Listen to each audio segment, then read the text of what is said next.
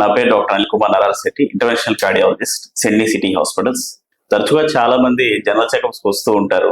మనం ఎంత బాగుందని చెప్పినా సరే, ఈసీజీ ఎక్కువ థ్రెడ్మిల్ టెస్ట్ చెప్పినా సరే, వాళ్ళకి ఒక చిన్న డౌట్ అనేది ఉంటుంది. సార్ మాకు హార్ట్ అటాక్ వచ్చే రిస్క్ ఉందా లేదా అని అడుగుతూ ఉంటారు. సో వాళ్ళలో నేను ఏం చెప్తూ ఉంటానంటే, ఈ హార్ట్ అటాక్ రిస్క్ ఎవరిలో ఎక్కువ ఉంటుందంటే, జనరల్ గా తెలుసుకుంటే గనక షుగర్ ఉన్న వాళ్ళలోను, బీపీ ఉన్న వాళ్ళలోను, అలాగే కొలెస్ట్రాల్ లెవెల్స్ ఎక్కువ ఉన్న వాళ్ళలోను, ఒబిసిటీ ఉన్న వాళ్ళలోను, స్ట్రెస్ ఎక్కువ తీసుకునే వాళ్ళలోను, స్లీప్ సరిగా లేని వాళ్ళలోను, అలాగే ఫిజికల్ యాక్టివిటీ లేని వాళ్ళలోను, ఫ్యామిలీ హిస్టరీ అంటే వాళ్ళ మదర్ కానీ ఫాదర్ కానీ ఎవరికైనా గుండె సమస్యలు ఉన్న వాళ్ళలో జనరల్ గా హార్ట్ అటాక్ వచ్చే అవకాశాలు ఉంటాయి. వాళ్ళలో మనం జనరల్ గా ఈసీజీ ఎక్కువ థ్రెడ్మిల్ టెస్ట్ చేస్తూ ఉంటాం. ఫస్ట్ సపోజ్ థ్రెడ్మిల్ టెస్ట్ కనుక పాజిటివ్ వస్తే మనం యాంజియోగ్రామ్ చేస్తాం. అదే కనుక నెగిటివ్ వచ్చి బట్ స్టిల్ సిమ్టమ్స్ ఏమైనా ఉన్నాయనుకుంటే వాళ్ళలో మనం సిటీ కొనరీ యాంజియోగ్రామ్ అంటాం, లేదంటే సిటీ కాల్షియం స్కోర్ చేస్తూ ఉంటాం. తద్వారా మనకి యాంజియోగ్రామ్ లో కానీ సిటీ యాంజియోగ్రామ్ ఏదైనా బ్లాక్స్ ఉంటే దాని ట్రీట్మెంట్ మనం చేస్తుంటాం, ఏదైనా స్టెంట్ కానీ ఏదైనా వేరే ఆపరేషన్స్ కానీ.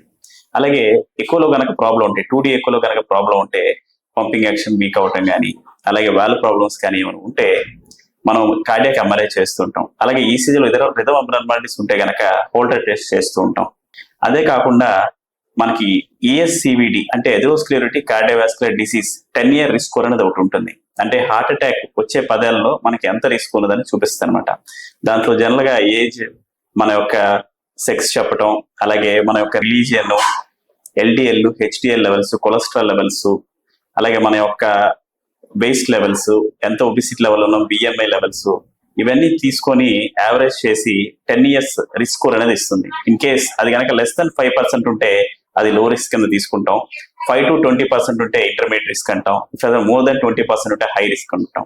సో ఇలా హై రిస్క్ ఉన్న వాళ్ళకి ఏంటంటే మనం స్టాటిన్ టాబ్లెట్స్ స్టార్ట్ చేస్తూ ఉంటాం, అంటే కొలెస్ట్రాల్ టాబ్లెట్స్ స్టార్ట్ చేస్తూ ఉంటాం. Thank you.